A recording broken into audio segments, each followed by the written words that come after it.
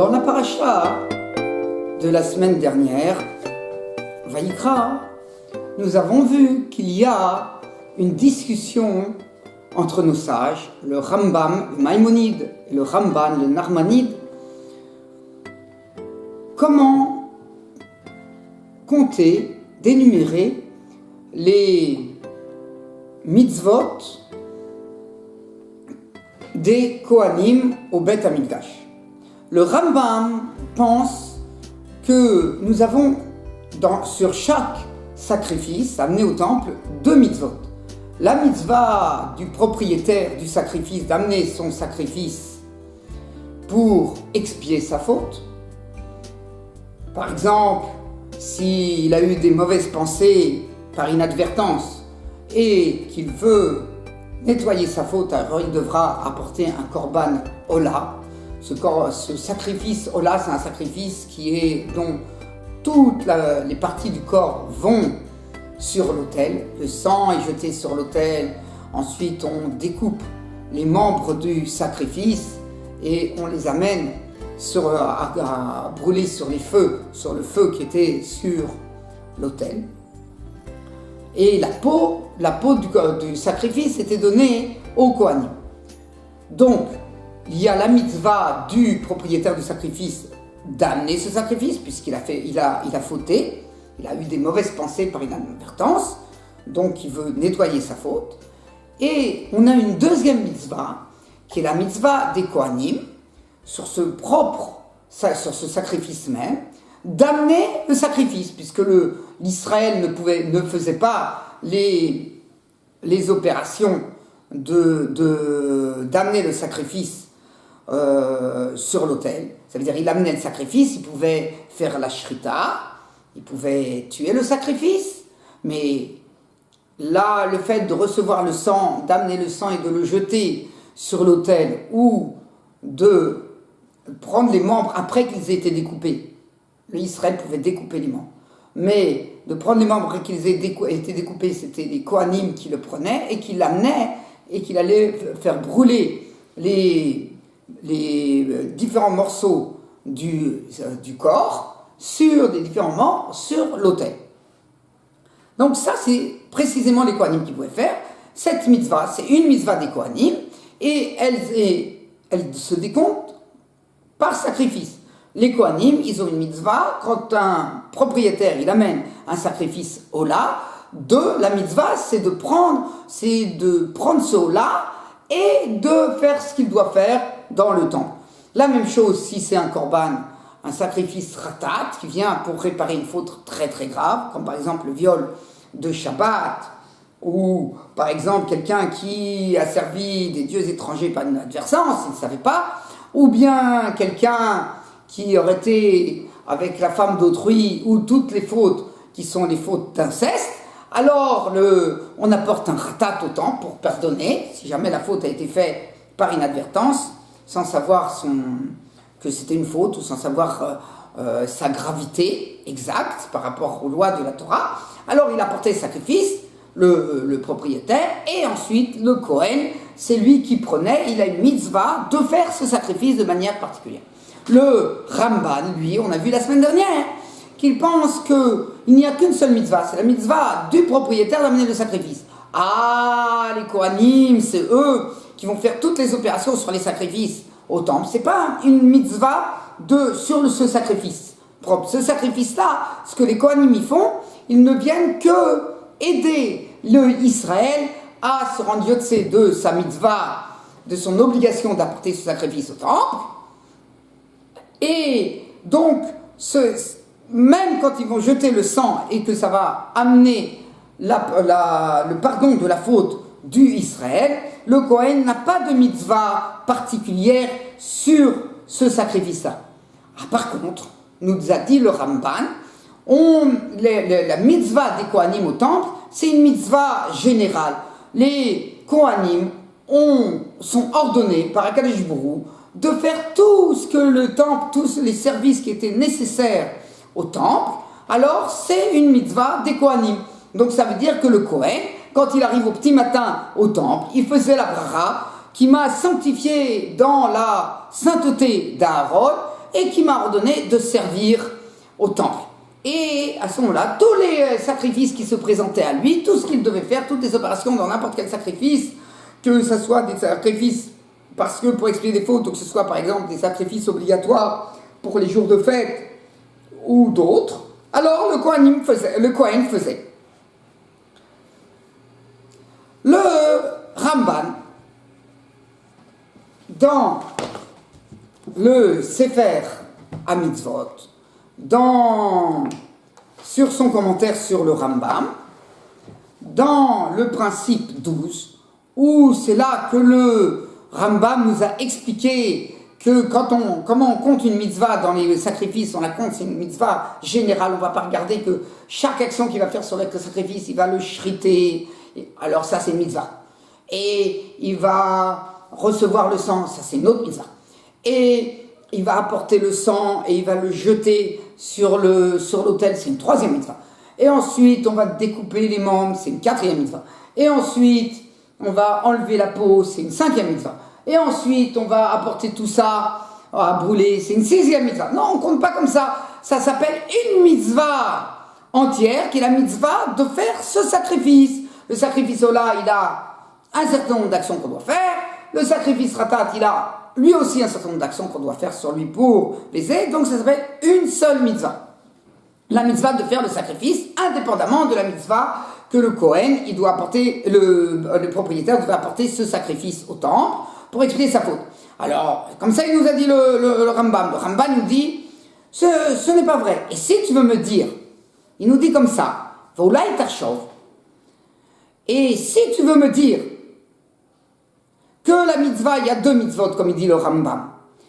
Une mitzvah du propriétaire du sacrifice d'apporter ce sacrifice, si c'est un Ola, si c'est un Ratat, si c'est un Hacham.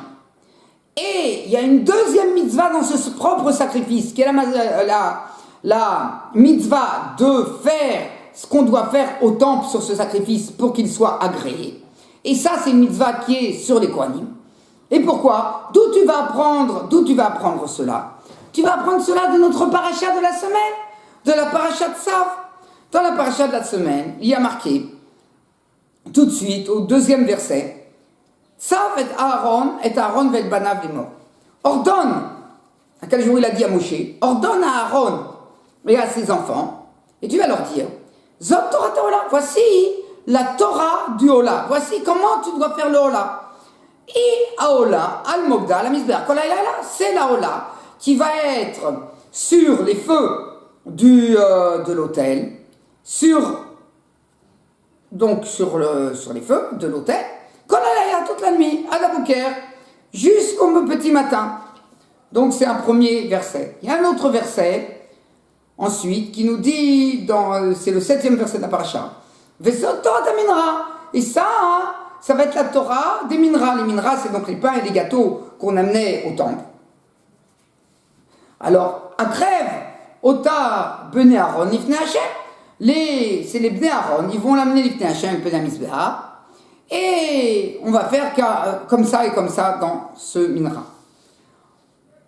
Ensuite, on a encore un autre verset qui nous dit, c'est le verset 18, Daper el Aaron vel banav lemor, parle, donc toujours à Kadishbrou ordonne à Moshe, parle, toi Moshe, à Aaron et à ses enfants, et tu vas leur dire, Zot Torah Ratat. Ça va être comme ça que vous allez faire la Torah du Ratat, que vous allez faire le Torah Ratat. On avait dit que le Ratat, c'est pour expier les grandes fraudes, comme quelqu'un qui a violé le Shabbat. Bimkom asher tisheret haola, tisheret Ratat. Au même endroit dans le temple où on faisait la shrita du Ola, là-bas tu feras la shrita du Ratat. Et c'est le Kohen qui s'occupe du Ratat, c'est lui qui va manger. Donc il y a des parties du Ratat qui étaient mangées précisément par les Kohanim. Donc voilà, donc le Ramban il dit, donc on trouve dans la paracha de Tzav que la Torah dit à Aaron et à ses enfants, vous allez faire le Ratat, vous allez faire le Ola, vous allez faire le Hacham, vous allez faire les Menachot, les gâteaux. Donc on voit qu'il y a dans chaque korban, chaque sacrifice spécifique qu'il y avait au temple. Il y a une mitzvah. Il y a là, dans notre paracha, il y a une mitzvah qui est ordonnée aux Kohanim de faire ce korban précisément. Alors tu vas me dire, voilà, c'est ça, hein, la preuve du Rambam, que indépendamment de la mitzvah qui était sur les épaules du propriétaire d'amener ce korban, il y a une mitzvah qui est marquée dans la paracha de la semaine, que les Kohanim, ils fassent les opérations qui sont nécessaires à ce que le sacrifice soit agréé au temple. Il nous dit, le Ramban, c'est une erreur. C'est une erreur. Pourquoi? Il dit, parce que ici, dans notre paracha de Tzav, on ne parle pas des actions qui sont les actions les importantes qu'on doit faire dans les sacrifices. Ces actions-là, on les a apprises dans la paracha précédente, dans la paracha Vaïkra, la paracha de la semaine dernière. Ce qui est marqué ici, ce ne sont que des compléments de la mitzvah des sacrifices. C'est un ajout pour nous dire qu'il devait faire ça aussi. Par exemple, la shrita du korban ratat, tu devras la faire au même endroit que la shrita du korban ola. Et tu devras aussi manger comme ça et comme ça le korban. Donc voilà, on n'est pas en train de parler comment on doit recevoir du sang du korban, comment on doit amener le sang, comment on va le jeter, qu'on va le mettre sur les 4 coins de l'autel. Et quels sont les types de graisse qu'on doit prendre du korban ratat et qu'on doit amener sur l'autel. Tout ça, toutes ces actions ont été décrites déjà et ordonnées dans la paracha Vaïkra. Il dit donc, tu vois bien qu'ici, on n'est pas en train de vouloir ordonner à Aaron, à Cohen et à ses enfants, au Kohanim, de faire le ratat en entier ou de faire le hola en entier. Là, le hola, on a parlé simplement que après que tu aies mis les membres sur l'autel, ces membres, tu auras le droit de les monter que jusque pendant la nuit qui suit l'acte d'avoir fait le sacrifice. Après, c'est trop tard. Alors, ce n'est que des petites parties du korban. Donc, on ne peut pas apprendre que c'est une mitzvah. Voilà, comme ça, il nous dit le Ramban. Maintenant, on a 3 commentateurs qui viennent défendre la position du Rambam. Le premier commentateur, c'est le Megillat Esther. Megillat Esther, il nous dit comme ça. Et il me semble que c'est le Rav, c'est-à-dire le Rambam qui a raison, qui dit que, indépendamment de la mitzvah du propriétaire du korban d'amener son sacrifice jusqu'au temple, il y a une mitzvah aussi spécifique du Kohen sur ce propre sacrifice de faire le korban. Pourquoi? Il dit parce que comment tu peux penser que les Kohanim ne sont pas une partie intégrante de la mitzvah d'apporter le sacrifice. Ils disent, je comprends, si tu disais que c'est les propriétaires eux-mêmes qui devraient faire le sacrifice et qui devraient faire toutes les opérations, tous les actes qu'on doit faire sur le sacrifice jusqu'à temps qu'il soit agréé, alors je comprendrais que les Kohanim, qui ne sont que les envoyés du propriétaire, le propriétaire pouvait faire aussi seulement... On préfère que ça soit les Kohanim. Alors les Kohanim ils font. Alors les Kohanim n'ont pas de part dans la mitzvah, comme tout envoyé une mitzvah. Je dois me marier avec une femme. Moi je ne peux pas y aller. Alors j'envoie mon envoyé, c'est lui qui va donner la bague de mariage à cette jeune fille, par laquelle il va dire, voilà, avec cette bague de mariage que je te donne, tu vas être marié à Réhouven. Donc c'est Shimon, il dit comme ça à Léa pour qu'elle soit mariée à Rouven. Alors je comprends, là c'est pas Shimon qui se marie avec Léa. Il ne fait que l'acte qui permet que par cet intermédiaire que Réhouven, il prend comme femme Léa. Ici dans les sacrifices, c'est pas comme ça. Dans les sacrifices, un propriétaire ne peut pas faire les mitzvot. Il est Israël. Par contre, donc c'est que les Kohanim qui peuvent faire les actes au temple. Donc comme c'est que les Kohanim qui peuvent faire des actes au temple, c'est sûr, c'est 2 mitzvahs. Donc le Israël, il a fini sa mitzvah au moment où il a porté ce korban au temple et il a mis les mains sur le korban. Et à partir de ce moment-là, indépendamment de la shrita non, mais à partir du moment où on reçoit le sang et la suite de tous les actes qu'on va faire sur le korban, ce n'est que les Kohanim qui peuvent faire. Et donc c'est sûr qu'ils ont une part dans la mitzvah. Comme ça, il nous dit. On peut repousser cet avis du Megillat Esther. Pourquoi? Parce que le Ramban aussi, il est d'accord que les Kohanim, ils ont une part dans les sacrifices. Seulement, ils disent que leur part dans les sacrifices ne vient pas on ne vient pas la prendre en compte dans ce sacrifice spécifique de ce propriétaire, qu'il a apporté un corbanola. Alors le Kohen, il a la mitzvah dans ce corbanola. Le propriétaire, il a apporté un korban ratat. Le Kohen, il a une mitzvah particulière dans ce korban ratat, comme il veut dire le Rama. Et là, Israël a porté ce korban, même malgré que c'est que les Kohanim qui vont faire toutes les mitzvot dans le korban, c'est encore une mitzvah du propriétaire. Et c'est quoi la part des Kohanim et la mitzvah des Kohanim au temple? C'est la mitzvah, comme on a dit, la mitzvah générale, qu'ils doivent servir au temple. C'est pas une mitzvah spécifique à ce sacrifice de Reuven et à ce sacrifice de Shimon, à ce sacrifice de Lévi, au sacrifice de Yehuda. C'est général. Je dois m'occuper de tous les sacrifices, de tous les sacrifices ensemble, dans leur ensemble. Pas spécifiquement un par un.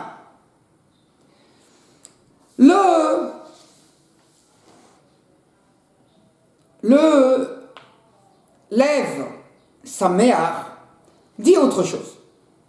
Il nous dit que ce qu'il a dit le Rambam, que le Rambam il a appris à cause des versets qui sont marqués dans notre paracha, qu'il y a une mitzvah, il y a marqué Zot Torah Taratat, c'est le Torah du Ratat, ça c'est la Torah, c'est comme ça qu'il faudra faire la Midra, c'est comme ça qu'il faudra faire le Ola, le Korban Ola, le sacrifice Ola. Alors, c'est comme ça qu'on devra faire le sacrifice Hacham, on a dans la paracha, donc dans notre paracha de la semaine. Alors, c'est là qu'on a les ordres de faire tout le sacrifice. Ah, c'est vrai que ici, dans la paracha, on ne parle que d'une partie qui est complémentaire à ce que le principal de la mitzvah de faire le sacrifice qui était dans la paracha Vayikra. Et alors, tout le monde sait que c'est comme ça. Et alors, malgré tout, puisque on a marqué Zekorban Aratat, c'est pas grave. Ça vient nous apprendre que on n'a pas d'ordre dans la Torah. C'est su déjà que malgré que cette paracha-là est écrite après la paracha qui a été écrite dans Vayikra, malgré tout, on peut dire que c'est comme si l'ordre a été donné avant la paracha Vayikra. Donc on va dire cet ordre-là de faire le Torah Taratat, c'est comme si ça avait été marqué avant. Et donc ça retombe sur tous les actes, les actions qu'on doit faire sur ces sacrifices, chacun en soi. Et pourquoi? Il dit redire la même chose que le Megillat Esther. Parce que un Israël ne peut pas faire la mitzvah d'apporter, de faire les actes qui sont les actes essentiels pour que le sacrifice soit agréé. Ça, c'est la partie des Kohanim. Comme ça, il dit.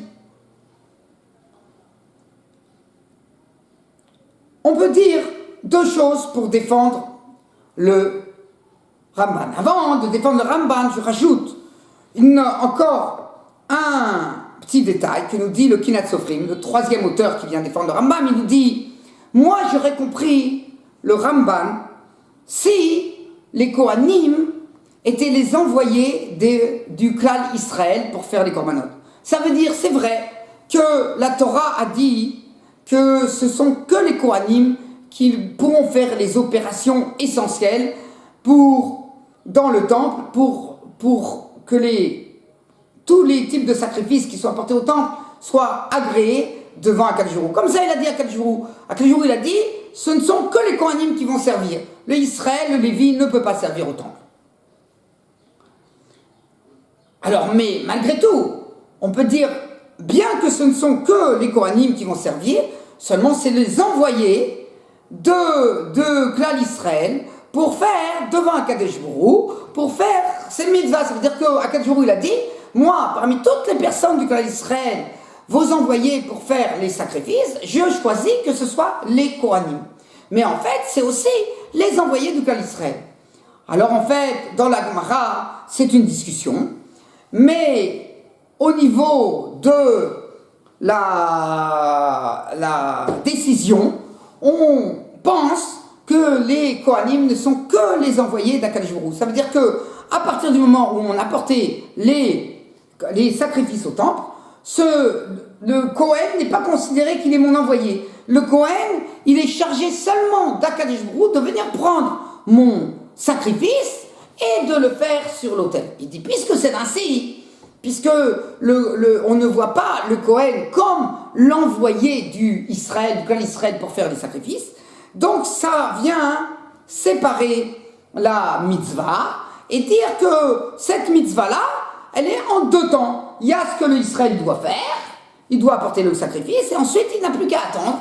Et la deuxième partie, c'est Akadosh Baruch Hu qui dit, faites comme ci et comme ça dans ce sacrifice qui a été apporté au temple. Donc comme ça, on peut comprendre le Rambam. Comment on va répondre pour le Rambam? On peut dire comme ça. On peut dire, c'est vrai que si le Israël, à partir du moment qu'il avait apporté le Korban au temple, le Korban était déjà agréé, et que le Kohen, ensuite, il était chargé de faire les opérations, parce que Akadosh Baruch Hu lui a dit, fais comme c'est comme ça, parce que c'est comme ça que je veux que ce soit, et le service du temple, et que tous les sacrifices qui sont amenés au temple, je veux qu'ils soient faits ainsi au temple. Alors bon, c'est deux mitzvot, il a peut-être raison le Rambam, mais puisque ce n'est pas ainsi, tant que le sang, il n'est pas arrivé il n'a pas été jeté sur l'autel, alors le Israël devra apporter un autre sacrifice si le sang est déversé avant qu'il soit versé sur l'autel. Alors à ce moment-là, il est versé par terre. À ce moment-là, le Israël n'a pas obtenu le pardon de sa faute et il doit apporter un autre sacrifice. Ou bien même, si on a déjà versé le sang sur l'autel, mais malgré tout, tant qu'on n'a pas réalisé toutes les opérations sur le sacrifice, par exemple dans un ratat, que le Kohen il a mangé les parties du corps du sacrifice qu'il doit manger, alors on considère que le pardon qu'il a reçu, l'Israël, n'est pas complet. Donc puisque le pardon qu'il doit recevoir l'Israël, il dépend de toutes les opérations qui sont sur le sacrifice, alors on voit qu'il a encore une part dans ce sacrifice. C'est vrai, il n'y a que les Kohanim qui peuvent faire, mais il a une part dans le sacrifice. Maintenant, le contraire, si en fait les Kohanim étaient les envoyés du clan Israël, alors comme ils sont les envoyés, c'est vrai, moi je ne peux pas faire, mais quoi, la Torah elle a dit, tu sais quoi, toi tu es fautif, je veux pas que toi tu touches au Korban. Yavo Zakai, il va venir quelqu'un qui est injuste et il va pardonner sur celui qui est un fauteur. Donc c'est pour ça que la Torah elle a choisi que c'est le Kohen qui va faire. Mais le Kohen il est mon envoyé.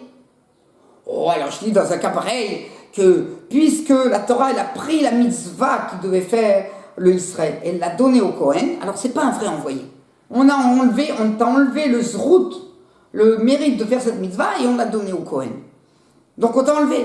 Mais si de toute manière c'est pas comme ça, c'est pas dépendant, t'as fait une faute, t'as pas fait une faute. Et là, tout le service du temple, c'est un service qui est aux Kohanim. Et les Kohanim, ce sont les envoyés d'Akadosh Baruch Hu. Alors c'est comme ça, c'est ça la structure de cette mitzvah. Cette mitzvah-là, quand je la fais, je fais une partie que j'apporte le korbanot, et la fin de cette partie, c'est le Kohen qui fait, mais c'est pas grave, c'est ma mitzvah. Pourquoi? Parce que tant qu'elle n'est pas finie, je ne suis pas agréé. Je ne suis pas agréé. En fait, on a une autre difficulté, c'est que il y a des parties importantes de la mitzvah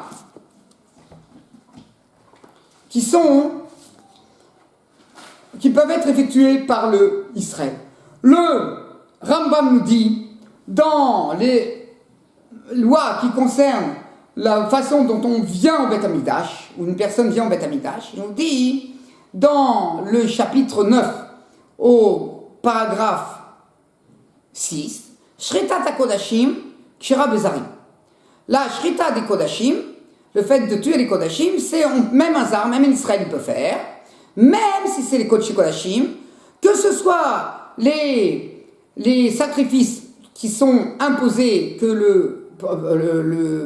le particulier doit amener, ou que ce soit Ben Kodesh Tzibour, les sacrifices que doit apporter, qui sont pour toute la communauté du clan d'Israël. Donc comme par exemple le Tamid qu'on en apportait 2 fois par jour, l'Israël peut shriter. Et il nous dit, et même le Ifshet le fait d'enlever la peau, et le fait de découper le corban, d'enlever les graisses, le misbéar, ou bien d'amener le bois à l'autel, tout ça c'est cachère par les harim. Tout ça c'est cachère, pas seulement la shrita, tout est cachère. Regarde, on a même la adlakat hanerot, de allumer les nerot, selon le Rambam, c'est cachère par un zar. Donc un zar, un Israël, il pourrait allumer les nerot de la menorah sur Beth Amikdash. Alors, on voit qu'il y a des parties très importantes du Korban qui peuvent être pour l'Israël. Et en fait, il les a regroupées. Quand il nous a expliqué quelles étaient les mitzvot qu'on doit faire sur un Korban, il nous a dit, les diverses opérations qu'on doit faire sur le Korban, c'est d'abord la shrita, le fait de le shriter, veyafshita, et ensuite on doit enlever sa peau, et on doit ensuite le découper en morceaux. Et ça, il a regroupé les trois, bien que la zrika du dam, le fait qu'on jetait le sang, c'est évident que ça va être fait avant qu'on enlève la peau du korban, ou avant qu'on le découpe. Mais puisque les trois premiers actes, ce sont des actes qui sont possibles d'effectuer par le Israël, et les actes suivants, c'est par les Kohanim, précisément, donc il a regroupé le Rambam, les trois premiers actes qui sont la shrita, le fait d'enlever la peau, et le fait de découper le korban ou d'enlever ses graisses, d'aller chercher les graisses. Alors, tout ça, c'est même une mitzvah d'Israël, et c'est important, parce que sans ça, comment je peux faire le korban? Et les autres actes qui sont par les Kohanim, donc on voit que cette mitzvah, c'est une mitzvah dont Israël peut faire encore beaucoup de choses après qu'il a apporté son sacrifice au temple. Et s'il demande de faire ces parties-là, on peut penser que oui, le Kohen ne peut pas, les Kohanim ne peuvent pas empêcher le Israël de faire ses opérations dans le Korban. Ah, donc il y a encore une grande part. Et là, il faut dire que puisque tout c'était sous le contrôle des Kohanim, tout ce qui se passait au temple c'était sous le contrôle des Kohanim, ça s'appelle quand même une mitzvah des Kohanim. Et donc, puisqu'il y a Zor Torah Taola, bien que ça parle que sur les compléments de la mitzvah, on va dire malgré tout que ça parle sur toute la mitzvah. C'est un peu difficile, c'est ça, Mehmet qu'il a refusé le Rambam. Mais comme ça on peut dire pour justifier le Rambam, surtout qu'on a dit Zot Torah Tartat, Zot Torah Taola, Zot Torah Tamidra, Zot Torah Tacham. Et donc, puisqu'on a dit tout ça, ça vient dire que même les Kohanim, ils ont une part dans la mitzvah. Ou bien on va dire comme le Ramban, que puisque c'est qu'une partie complémentaire, alors les Kohanim n'ont pas comme ça une part dans la mitzvah, et là ils ont la part de la mitzvah, c'est dans la manière générale de servir au temple. Shabbat Shalom Mevorach.